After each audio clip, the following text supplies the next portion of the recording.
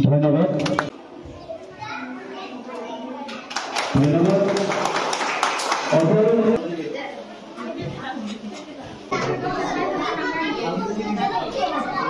official কাৰ্যসূচি যেহেতু digital class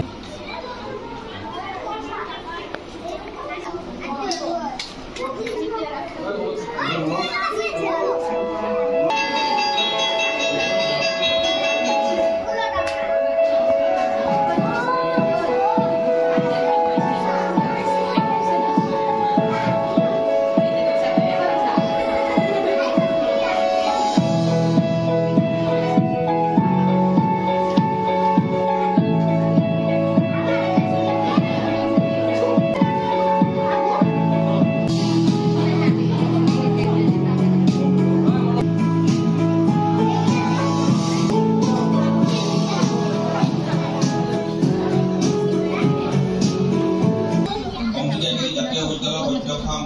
2024 চনত চৰ্চা কৰি আছিলোঁ যদিও প্ৰতিম দা জুলি গাঁওবুঢ়া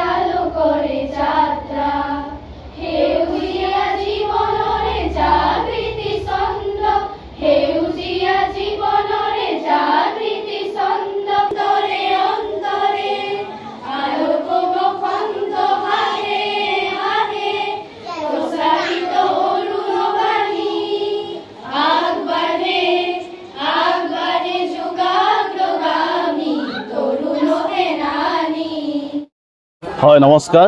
আজি অভয়পুৰী মাছমজিয়াত অৱস্থিত অম্বিকাগিৰি জাতীয় বিদ্যালয়ত আমি অসমীয়া